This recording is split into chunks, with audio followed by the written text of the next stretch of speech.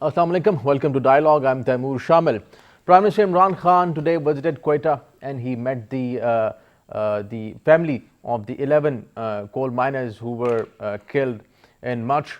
He met the families of the bereaved families, and this was very important certainly for Pakistan, as these coal miners were killed by the terrorists. We are going to look at what Prime Minister said about the coal miners to their families, and then we are going to talk about the main topics of our today's dialogue. First, we'll see the short, and then we'll continue our discussion on this. पिछली मार्च से हमारी intelligence agencies ने हमें आगाह किया कि हिंदुस्तान पाकिस्तान में इंतशार फैलाना चाहता है, और उस इंतशार में ख़ास तौर पे शिया के आलम और सुन्नी आलम को उनकी कत्ल करके तो एक सारे मुल्क में कम्युनिटीज़ के बीच में इंतशार फैलाना चाहता है। तो मैंने ये कैबिनेट में सबसे पहले बताया, फिर मैंने इसके ऊपर स्टेटमेंट भी दी जब एक सुन्नी आलिम को कराची में कत्ल किया गया। ये मेरी स्टेटमेंट्स भी हैं तब, और ये मुसलसल, और हमारी ISI ने, मैं उनको दाद देता हूँ कि उन्होंने कम से कम 3 या 4 बड़े प्लॉट्स जिसके अंदर ये कत्ल करने लगे थे शिया या सुन्नी उलमा को, तो उन्होंने उसको भी पहले से ही प्रीएम्प्ट किया, यानी इनको पकड़ा लोगों को जो करने लगे थे। तो ये जो हुआ है, मेरे ज़हन में कोई शक नहीं है कि ये एक बड़ी गेम का हिस्सा था। इसमें मुझे पूरी तरह जब ये हुआ यकीन था कि ये वही जो एक पूरी कड़ी है मुल्क में इंतशार फैलाने की, उसका ये हिस्सा है।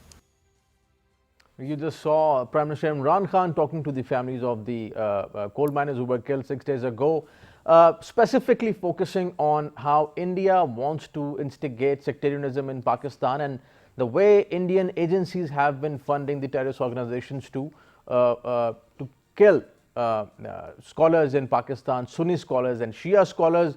This is also to be kept in mind that Pakistan has brought up this issue several times, and a few weeks back DG ISPR and Foreign Minister Shah Mahmood Qureshi did a presser in which they brought up the Indian dossier, specifically mentioning about those Indian officials, diplomats as well as army personnel, Indian army personnel, who were involved in instigating extremism and terrorism inside Pakistan and in the region.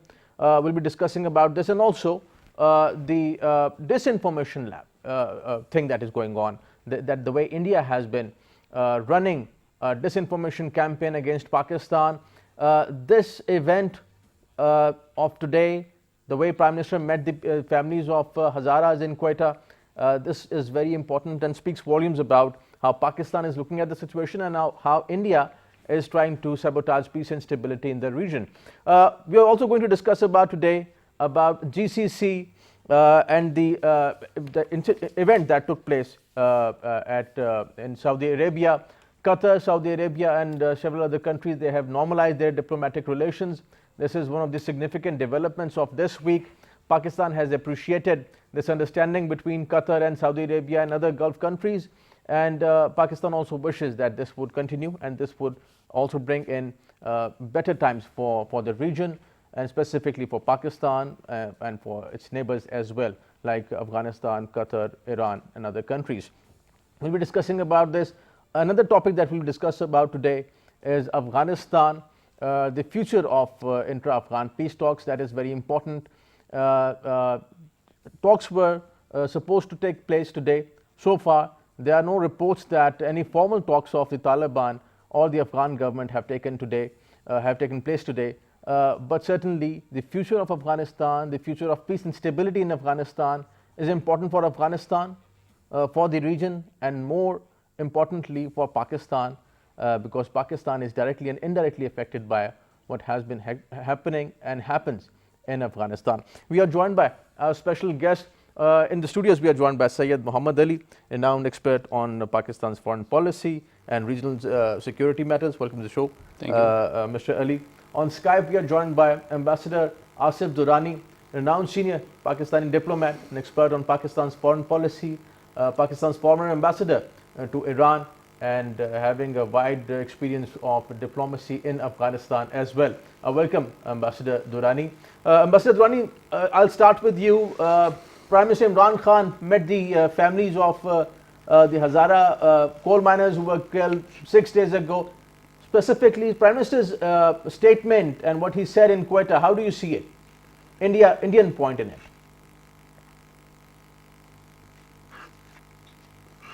Well, I think Prime Minister did the right thing, and he has flagged Indian involvement, which is now no more a secret. And the dossier which was issued last month by Pakistan Foreign Minister as well as DGISPR. And after that, if you look at the Indian Chronicles issued by the EU Disinfo Lab last month, in fact, reinforces deep involvement of India in destabilizing Pakistan's Balochistan province. And they have been involved in TTP, they have been financing that. So they have been using Afghanistan as a launching pad, and which I think Pakistan had also very strongly raised this issue with the Afghan government. And during Prime Minister's visit to Afghanistan in November, 2 months ago, these issues came up, and with the result that an understanding came that there would be a close security cooperation between the two countries. It's a source of concern, and there's no doubt about it. And India is using to destabilize Afghanistan or in Pakistan, especially in Balochistan province. They want to encourage a low simmering insurgency. This just to keep Pakistan under pressure, and so it can compromise on Kashmir. So, which is not going to happen. And I think on Afghanistan, they also know that their days of involvement and their days of interference are using Afghan soil have numbered. So in that respect, I see it that Prime Minister has rightly highlighted the concerns, and also I think exposed Indian machinations. Yes. Right. Mr. Ali, talking about this specific event today, Prime Minister visited the families in Quetta. Instigating sectarianism, that is what India wants to do, and they have been doing it, by the way. In the past, they have been trying to do it. Prime Minister has just mentioned in Quetta today. How do you see, and specifically the Indian dossier that Pakistan came up with, that mentioned about what India is up to, even in Afghanistan using the Afghan soil, and in Pakistan? How do you see the situation? Thank you, Shaman. A very important topic. I think there are three things which your viewers must understand very clearly. What happened in the US Congress is also very important, because you saw some Indian flags there as well. And you remember that Mr. Modi was a very strong advocate of the Trump administration and what they have done to the US. The second is what the Disinfo Lab has exposed in Brussels. And the third is the Pakistani dossier. So you add it up, then you see a pattern of India using fake news and fake narrative and promoting their irresponsible behavior internationally, which thankfully is increasingly being recognized and realized around the world. So that is the overall context in which we need to see this. But in the context of what the Prime Minister has done today, I think it is a very welcome initiative. It is very important for all segments of our society, all schools of thoughts, to have the trust of the state and of the national leadership that no matter what happens to them, the state institutions, the government will take care of them, and if something has happened, that those threats will be addressed, those grievances will be addressed, and those who are responsible will be taken care of. That is very important. But regarding India, I must very quickly add, I think this whole geopolitical scenario exposes the Indian intent, planning and role. In Afghan talks, the role of Daesh is very evident. Why? Because they also have an issue with Afghan Taliban. So this event, this incident in Balochistan also aims to harm the Afghan peace process. right. And secondly, harming Pakistan's political stability is not just Pakistan specific, it is also harming the economic interests of China, because CPEC is critical to the whole BRI project. ISIS That is very playing important. the role of a spoiler primarily. Absolutely. And the idea is to target Pakistan, target China, Pakistan. China, and also I think India and other countries perhaps could use or try to use Daesh as a proxy to harm not just CPEC but also BRI. People involved, people of ISIS, Yes. who were involved in the temple attack, Sikh temple attack in Kabul and maternity Yes. ward in Kabul, Yes. they were Indian nationals, interestingly. So, I mean, it is very evident as you it's just very mentioning. important. Yeah. So moving, it's- right, moving on to our next topic, that is GCC. This week, GCC deal took place in Al Ula in Saudi Arabia, solidarity and stability deal. And the timing of the deal is very important. Qatar, Saudi Arabia and other Gulf states, they have normalized their diplomatic relations, and today Qatar and Saudi Arabia, they opened their land border. This is a significant development. And but when I say about the timing of this deal, the timing is that we see that Trump administration would be leaving the White House and Joe Biden administration would be coming in. Joe Biden would be the next president of the United States. He is rather the elected president of the United States. In this whole situation, we see that in 2017, while Qatar had smooth relationship with Saudi Arabia and other Gulf states, many analysts are of the view that after the visit of Trump to Saudi Arabia, things changed. We saw that Saudi Arabia and other Gulf states, they had a blockade of diplomatic relations with Qatar, and Qatar over the years has been conducting its own foreign policy in the region. Ambassador Durrani, how do you see this development of normalizing relationship, diplomatic relations with, between Qatar, Saudi Arabia and other Gulf states? How do you see it? Taimur, I think it's a positive development, but let me also clarify that it did not happen all of a sudden in 2017 between Qatar and Saudi Arabia or UAE. In fact, this was simmering for a long time. I know for sure that since 2009 onwards, Saudi Arabia and UAE, they were quite concerned about Al Jazeera. They have been quite concerned about Qatar's relationship with Ikhwanul Muslimin, Muslim Brotherhood. And this was simmering. And before 2017, I was in UAE. I was ambassador from 2014 till 16, almost 2.5 years. During that period, there was they had quite a bit of tensions between UAE and Qatar, as well as Saudis. They were quite annoyed with Qatar, although at the same time, since they are, cousins by relationship, and the kind of, in Pashto we use the term Turbur Wali, the cousin rivalry was also very much there. They had the marriages as well as they had the tensions between the royalty. So in that respect,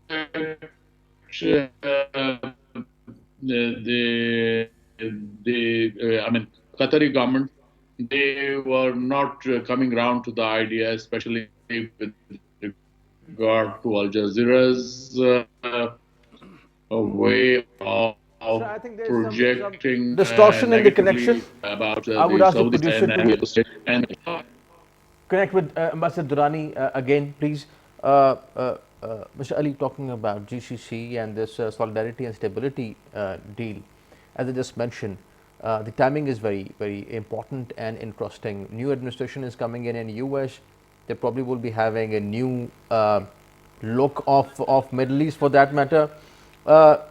Our Biden administration has hinted at having reviving the JCPOA with Iran, and that might also change, the strategic outlook of Middle East. How do you see it? Very important topic, I think, Shamil. The timing is very important because Biden administration is going to offer a new Middle East policy, which primarily is expected to achieve two things. Number one, reduce the temperature in Middle East. Then secondly, slightly recalibrate the relations between the Arab world and also improve relations like you rightly pointed out, or reduce hostilities with Iran, and also improve its ties with the Arab world. It wants a greater influence of the US with Israel, with the Arab world, but also not be very hostile towards Iran. So in this context, I think Saudi Arabia and UAE have also realized that a very aggressive approach towards the smaller neighbors might not be welcomed inside the beltway. Right. So they are also recalibrating their policy and relations with their smaller neighbors and regional countries. But this smaller neighbor is very influential otherwise. Absolutely. I mean, its relations with Turkey, Yes. even with Qatar has been playing the role of mediator between US and Iran.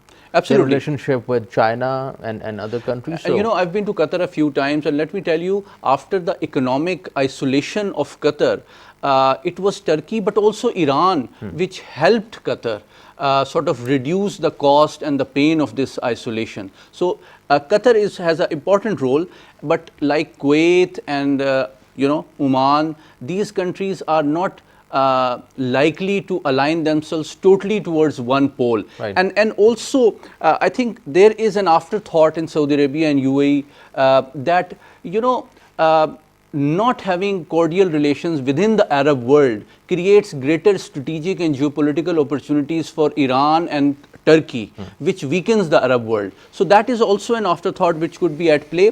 But for Pakistan, it is very important because Pakistan has a very well calibrated stance towards making and maintaining cordial ties with the entire Muslim world, because Pakistan has close energy and economic ties with the Arab world, and we cannot afford to alienate any major country for our own energy security, for our economic security. We'll talk about Pakistan's stance on it in detail with you. But before that, Ambassador Durrani, how do you see Qatar's role and the way Qatar has handled this blockade? I mean, do you think that Qatar has been doing well in these last 3.5 years? And how do you see the strategic and political impact of this blockade on Qatar? How is Qatar looking at it?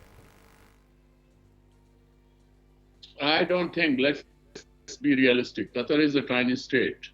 Qatar was in fact nudged by the Americans also to come around to this GCC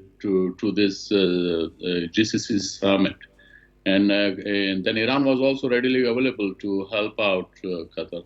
So in that respect, I think the GCC leadership led by Saudi Arabia, they did the right thing, in fact, to bring in Qatar into the fold. And in that respect, Kuwait did play the role of a mediator.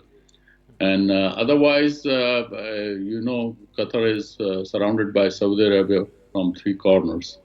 And that's why their air corridor was blocked, which was then allowed by Iran. So, that's how they could fly out. Qatar, again, things which are changing with the change of administration in the United States. So, Ambassador Durrani, there is some connectivity issue. I would just request you to please probably reset your connectivity. Saeed Ali, what this blockade implies is that Qatar in the last 3.5 years has been doing just fine. So any blockade in the future probably might not bring any devastating results for Qatar. Even Iran and Qatar, they feel probably stronger now after 3.5 years of blockade. Do you see it that way, and do you think that now this deal has a future? In future there would be less of a confrontation and more of what Mohammed bin Salman mentioned as probably new era and new hopes for a better region? I think Qatar is a very interesting case study, because sometimes people in terms of size and economic model compare it with UAE. But UAE has a liberal economic model, but geopolitically and geostrategically it is very closely committed to Saudi Arabia and GCC. That is not the case with Qatar. Qatar has a diversified geopolitical and geostrategic policy. It has hedged its bets, you know, in terms of international media. Al Jazeera was perhaps the first internationally respected international media organization Regional which was media established there. You go to Qatar, there are campuses of top international universities and think tanks. So they have a very sophisticated approach towards geopolitics, which is different and distinct from other larger, more resourceful countries, and it has good relations with UK. It has CENTCOM, a major base of the US presence there, and it is where the Afghan Taliban opened their office in the entire world. Why they chose Qatar? Because I think it is acceptable to the US, but Qatar was also willing to play in this particular round, which we will discuss in detail. Even Ashraf Ghani wanted to have the talks in Kabul, but Afghan Taliban were more keen on having it in Doha. So I think Qatar has perhaps emerged as a mature member of the international community, which commands respect and influence and somewhat trust with Afghan Taliban. We see opportunities with Qatar in terms of LNG, and perhaps also sending a substantial number of our overseas manpower to improve our remittances in Qatar. And also we have some degree of defense collaboration as well, which has some space for future improvement. And Pakistan has appreciated, you know, this deal between Saudi that is Arabia a very, and Qatar. this thaw I hope is sustainable and it leads to some tangible and substantive steps which reduces the hostility within the world, because Pakistan expects Pakistan is a very important member of the Muslim Ummah, and we expect and encourage all members of the Arab world and the non-Arab world to have cordial relations and resolve their differences peacefully through dialogue, and so that the whole world and the region benefits from the economic opportunities which are emerging now. Right. Moving on to our next topic, Afghanistan. The talks were expected to take place between the Taliban and the Afghan government today, but there are no formal reports about it. So, but we are expecting the intra-Afghan talks, intra-Afghan peace talks between the Taliban and the Afghan government. Some of the issues that are more important for both parties in Afghanistan is ceasefire, first of all, and the reduction in violence in Afghanistan. Recently, we also saw that there was rampant violence in Afghanistan, attacks, sporadic attacks here and there in Afghanistan. But what would be the political future of Afghanistan? That is important.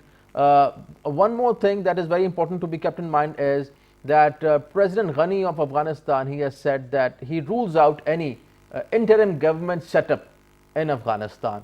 And also one more important thing is that according to the media reports, President Ghani also did not meet Zalmay Khalilzad, the American envoy, special envoy for Afghanistan. This too is significant, although this is not the first time that probably President Ghani has not met the American envoy. We are joined by Mr. Tariq Farhadi, renowned senior analyst and former advisor to the Afghan government.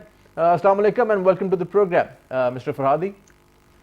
Assalamu alaikum to you, to the guests and Pakistan's sisters and brothers. Thank you for joining us. How do you see this situation, the political setup in Afghanistan at the moment? As I just mentioned, President Ghani and his stance on the intra-Afghan talks, he rules out the interim government setup, and he also probably didn't meet, according to the media reports, he didn't meet the American envoy Zalmay Khalilzad. What do you make out of these gestures and this development in Afghanistan? Well, violence is at a very high level in Afghanistan right now. Attacks of Taliban on military targets, and also Taliban and others on non-military and civilian targets have spiked up really. And I think that in this war, after this 18 years or 15 years period, I would say, no one is going to win. Neither the Taliban are going to win fully the big cities, neither the Afghans are going to overtake the Taliban, the Republic side. And I think we need some way to find peace. In my mind, we need a coalition government with the Taliban. We have to attract them into the power structure first, and then negotiate a number of things that they want in the regime structure, whether it's the parliament or it can be called a shura or the type of regime, etc. But immediately, in order to reduce violence in Afghanistan, we need to attract this delegation that's in Qatar, or a good number of them, inside the government. The problem is that they do not admit the leadership of President Ghani. And a lot of other Afghans do not admit the leadership of President Ashraf Ghani either. He came through sort of doctored elections, and he is very much away from the population. He lives in a different world, and when he appears on CNN, on foreign TV news, he's completely a different person than what the lay Afghan who is suffering right now poverty suffers. I think President Ghani's fortunes are not positive in Afghanistan. He is not a leader with natural links within the population. He came with the foreign forces, and as the foreign forces leave, his survival is in question now. And most of the international community has noticed that. He's trying to convince the international community that the war in Afghanistan is against terrorism and they should stay and protect his government. But the international community has figured out that the war is somewhat of a terrorism issue that can be handled from outside Afghanistan. And other than that, really, the international community doesn't have to have forces in Afghanistan in order to defend a president who is not popular or a type of regime. The Afghans need to sit down and agree on how they want to govern their countries. And Afghanistan is a very diversified country. You have the type of Taliban, you have other people who are more progressist, and also you have the people who have made a lot of money with the war in the last 15 or 16, 17 years with contracts from the international community, and they are against the Taliban coming and starting to ask questions. How did you acquire this large building, and how did you acquire this petrol station or this bank, you see? So there is a element of a number of people who are around President Ghani who would lose their financial interests should early peace come to this country. This economic element is very important. Right. Mr. Farhadi, please stay with us. I'm going to put this question to Ambassador Durrani. Ambassador Durrani, how do you see the future of the intra-Afghan talks, and more specifically the future of Ghani administration? President Ghani has been, probably some people think, has been showing stubbornness on the issue of interim government or the coalition government for that matter, although Taliban have not talked about the interim government. Probably they would rather want to have smooth transition of power towards Taliban. But what is the future of the Ghani administration looking at the present political scenario in Afghanistan? Taimur, I think I tend to agree with what Mr. Farhadi has just said, and the situation is fragile. But when you talk about the interim government, I think it will all depend on how the intra-Afghan dialogue proceed further. And right now they have agreed to the modalities of the talks, and the major issues are yet to be discussed.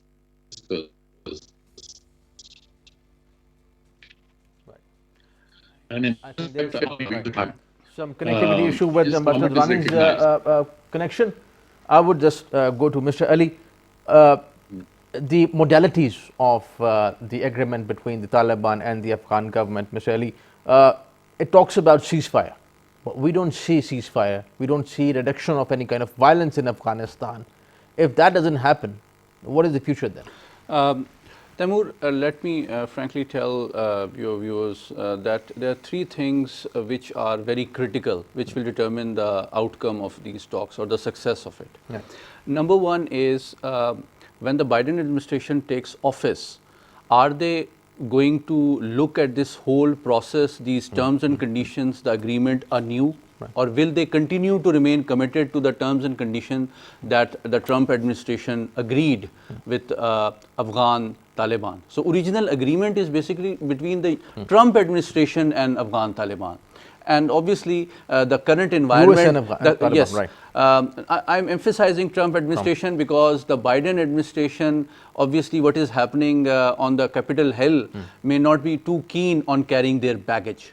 So that is very important. Secondly, let me tell your viewers, I am not sure whether the Biden administration will continue with Mr. Zalmay Khalilzad as their envoy for the peace process. It is quite possible in the as part of the tradition that they might appoint someone who commands their confidence as well.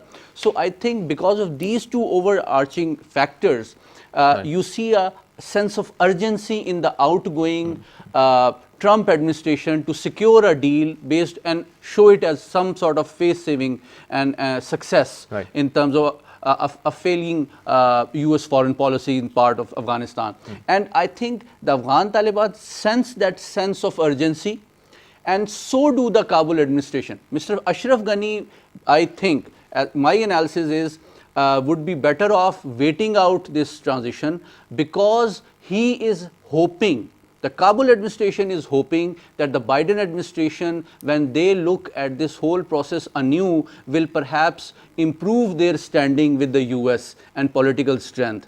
Because if they are more demanding towards the Afghan Taliban, then it will not go down well with the Afghan Taliban, but might add some time to the survival of the Kabul administration. So that is the thing. But I think Afghan Taliban's leverage is there, and they will not be happy with the Biden administrations if they try to add some new obligation and conditions to it. But the most important thing for Pakistan is, no matter who is in power, Pakistan has worked with all the stakeholders. We'll talk about Pakistan. That is very important. After this point, Mr. Farhadi, a new administration in the White House, Biden administration, and they're dealing with the Taliban and with the Kabul government. How do you see it?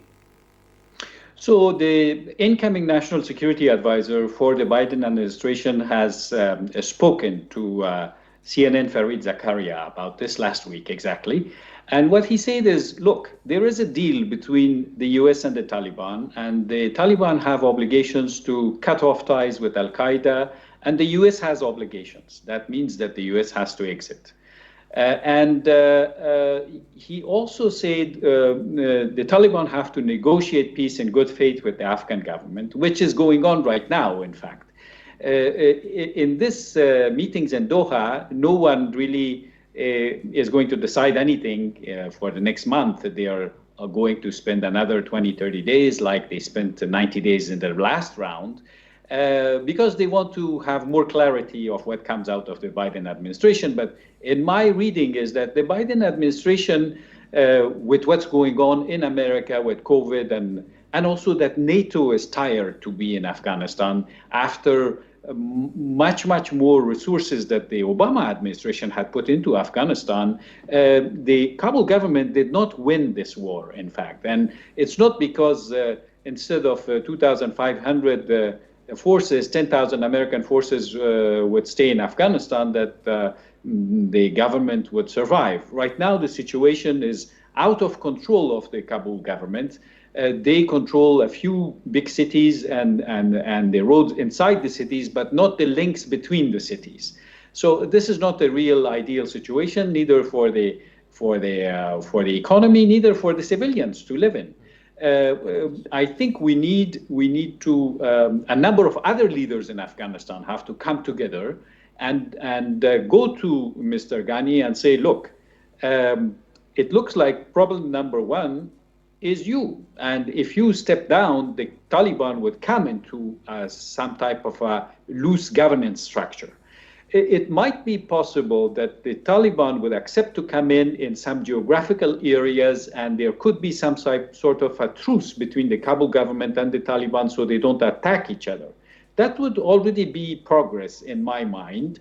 And then we need to sit down together and look at what the Taliban don't agree with inside the regime or how the regime works, and find a way to live peacefully, because although the Ghani government is saying that the Taliban is supported by foreign countries, it is, we know, but they are Afghans.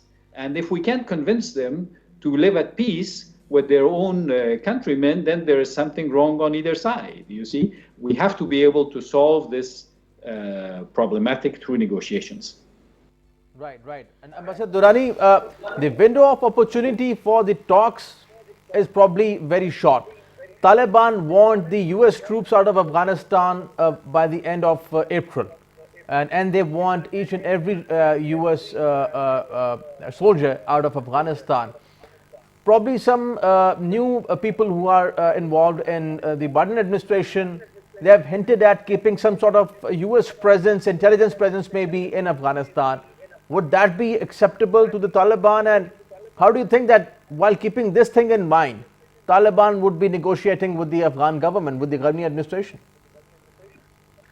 I think as per the agreement, Doha agreement, it is the final date is May this year, and U.S. withdrawal has to be completed.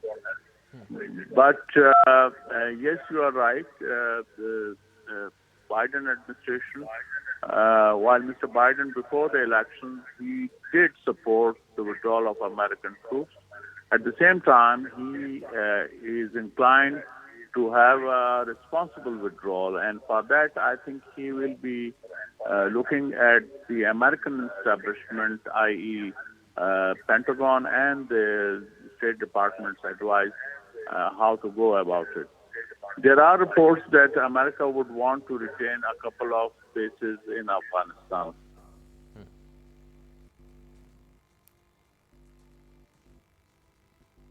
Right.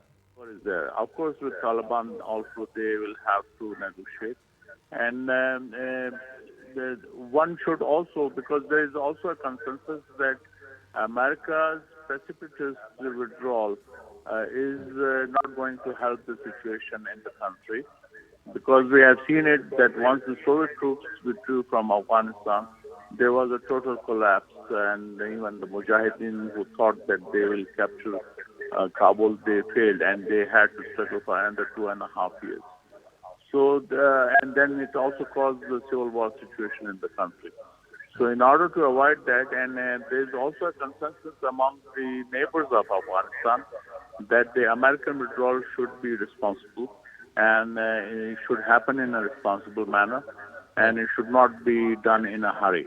So the question of retaining American bases would be very much there, and I think that will depend on the Afghan parties, both the Ashraf Ghani government and the Taliban, especially the Taliban, that how they go by that.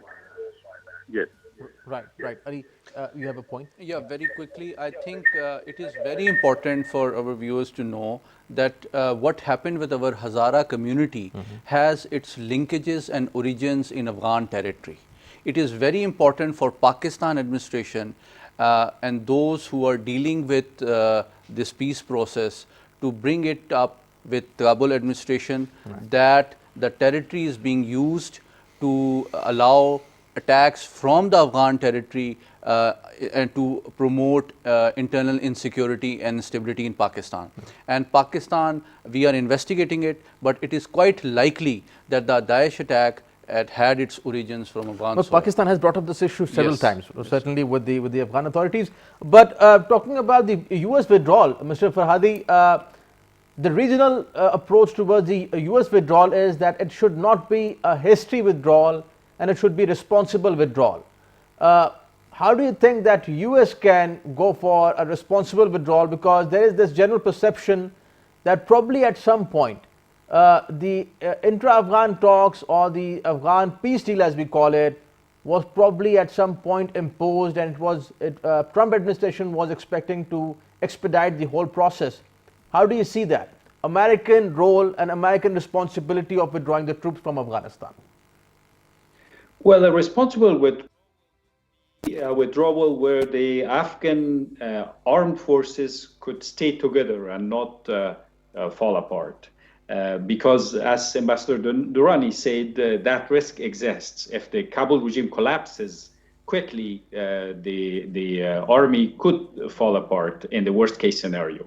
So a responsible withdrawal is to find the replacement leadership for the head of government, for the head of the army, and have politicians ensure that their talk is a talk of peace, not a war. Right now, the problem we have is that some of the colleagues of Mr. Ghani are still giving virulent speeches against the Taliban and against neighboring countries, which myself I don't find particularly helpful. I think that a new vocabulary has to be taken up in order to go towards peace. And perhaps in some cases, some of our political leaders should find other jobs and leave office in order to bring a number of other responsible politicians. As we say, responsible withdrawal from the United States, it's very difficult for a superpower to do a responsible withdrawal. They will do it. Maybe they can wait for some months longer, but as long as they wait, there is more killings in Afghanistan. And this is what concerns me, because the Taliban are not happy that the Americans are staying, and the government thinks the Americans love them, and that's why they are staying. I think we have to come to a point where a number of other more peace-loving leaders who are not there for their personal interests take the helm in Afghanistan and save the country through this very delicate passage of its history. Right, right. Mr. Ali, many people think that President Ghani was never happy with the very idea of releasing the Taliban prisoners and then having direct talks with the Taliban, but then he went for the Grand Jirga. Rather, Abdullah was leading the idea of having talks with the Taliban and releasing the Taliban prisoners and all that. We also observed those things. How do you see now the onus is on the Ghani administration? How would Ghani administration deal with the issue that is going on at the moment? I think I agree with you, and also what my friend Mr. Farhadi also mentioned.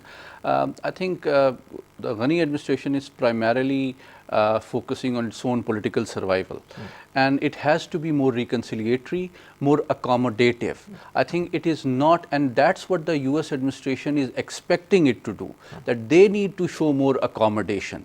And the issue of the US military presence or its complete departure, it will also depend upon how the Kabul administration provides political and reconciliation and some sort of accommodation with the Afghan Taliban. Because if these two primary actors within Afghanistan do not come to a reconciliation and accommodation, I think there's only as much that the extra regional and regional friends can offer. Right. We can have a facilitative role, but at the end of the day, I think what the currently why the US envoy Mr. Zalmay Khalilzad did not see could not meet is Ghani, because he is pushing for an interim administration, which means essentially Ghani administration to look for alternatives, which means that their own political survival is at stake.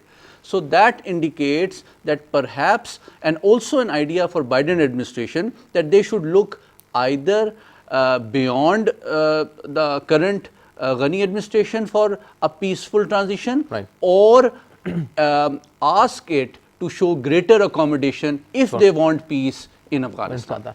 My last question to Ambassador Durrani.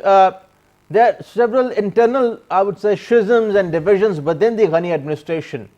Do you think that President Ghani is in a position to address those divisions, or do you think it's too late already? How do you see it?